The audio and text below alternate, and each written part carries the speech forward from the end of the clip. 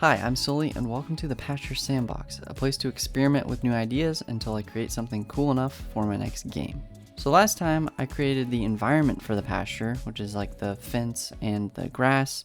This time I set out to create a terminal, which is basically like a computer that's only driven by text-based commands. I wanted something similar to like a library terminal back in the 80s because I think it looks cool.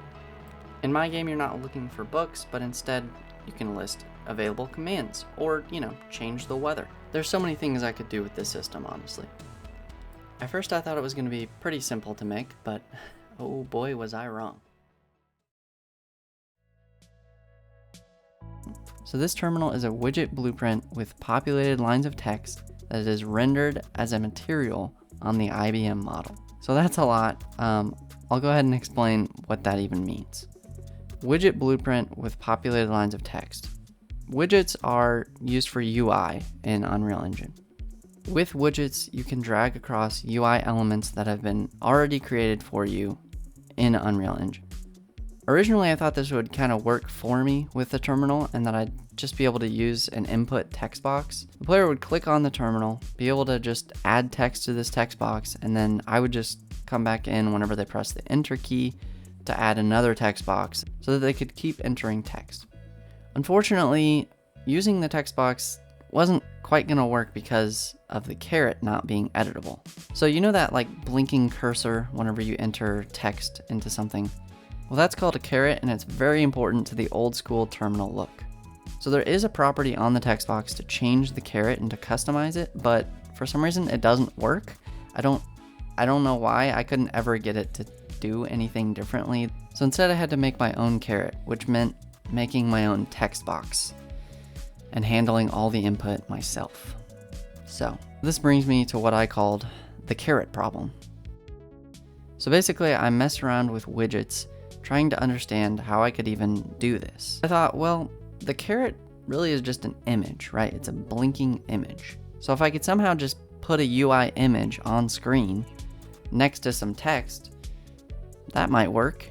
So input in Unreal Engine is usually dealt through this thing called the IMC, which is an input mapping context. So for movement, W, A, S, and D are usually assigned to an action input called movement, and then an event is fired whenever any of those keys are pressed, and then the appropriate action is able to be called from that event. So if I tried to do this with like text box input, I'd have to create an action that either has every single key in it or to create an action for each key, which is just so much work. That would be so many manual inputs. It's insane. I didn't want to do that. So while I was looking for a different way to do this that wasn't so manual and annoying and tedious, I found that there was this function called onKeyDown on the widget blueprint. So on every widget, there is this in-house function that Unreal made, and that takes in input for any key that you press while you're focused on this widget. And you can override it to do your own thing. So while the player is focused on the widget and a key is pressed, I can just take the name of the key, which is a property for Unreal Engine keys, and I can just print it to the line of text that the user is entering. So it'll look just like they were entering into a text box. So now all I have to deal with are when space is pressed, because you don't just want the word space to be printed, backspace and enter. So instead of having to check an if statement like every time onKeyDown is pressed, I basically created an IMC input mapping context for all those special keys that I called action keys. Space, enter, backspace are like the big ones. Shift is also one, but that's kind of a special case. So every time a key is pressed, I check, is it in the input mapping context? If it isn't, then I just print the name of the key and go on with my day. Shift is the tricky one to figure out because shift itself doesn't actually do anything. It's only the key that you press while holding down shift. So long story short, I was able to figure out by hard coding all the special characters and then setting a boolean whenever shift is held down for capitalization. I wish there was a better way. Honestly, it looks awful. I'm sorry for making you look at that, to be honest. But finally, I just needed to add terminal commands, which basically they have a name and then an appropriate action based off of that name. For example, I could have a terminal command called help.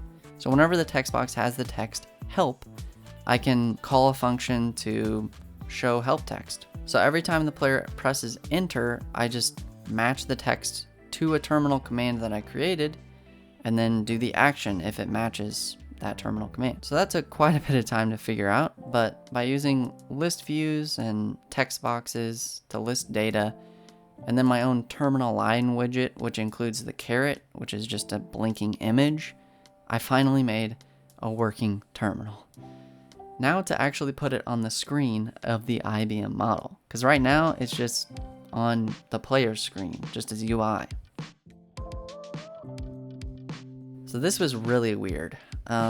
At first it seemed like this was going to be pretty easy. Just create a blueprint of the IBM model, add something called a widget component, which is the way Unreal allows you to display widgets on physical objects.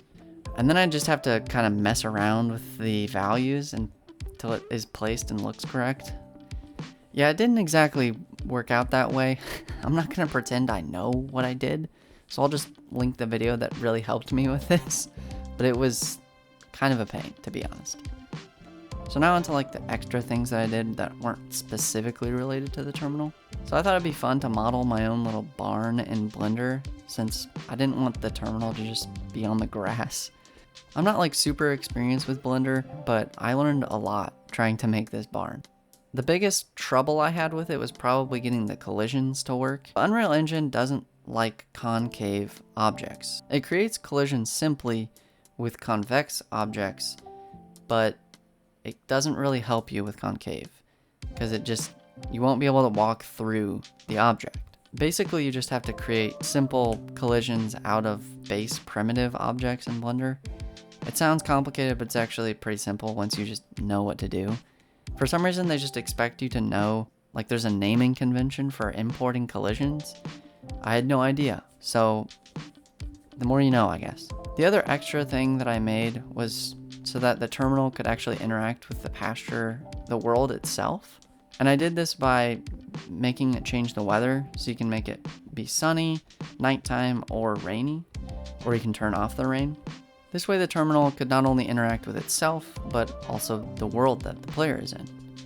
Creating the rain was actually surprisingly easy. I just used the Niagara particle system, which I didn't have experience with before, but I'll just link a nice tutorial that I used. What was really difficult was the day and night system. Making a nighttime scene in Unreal Engine for some reason is kind of difficult. I don't know, you have to mess with the sky sphere, and the default lighting in Unreal Engine doesn't even use the blueprint sky sphere, so that was a little annoying to figure out. So in conclusion, wow, that was a lot more work than I was expecting, and it took way longer than I was expecting, but I actually managed to make a pretty cool system. I've wanted to create a terminal for a while now, especially after watching and playing a little bit of Buddy Simulator 1984. That's kind of my inspiration for this mechanic. I ran into a lot of struggles trying to create this system, and a lot of things that I had to manually create myself, like dealing with the terminal input was a pain, but I learned a lot. And I think overall this is going to be an important part of the pasture. I'm going to hopefully create a bunch of things off of this terminal so that I can continue to use it and continue to iterate on it, hopefully in less than 7 weeks. So one last thing, you're probably wondering what I'm going to be making next time, and I have some ideas. I'm pretty sure I know what I'm going to be making, but keep an eye out for the next week or two. I'm making a teaser animation, or hopefully going to make a teaser animation for what I'm making next time. If nothing else, I'll just give you an update video. But yeah, I'm trying out new ways of kind of teasing the next thing that's going to be on the sandbox. So I think that's it. Thank you so much for watching, and I'll see you in the next one. Bye.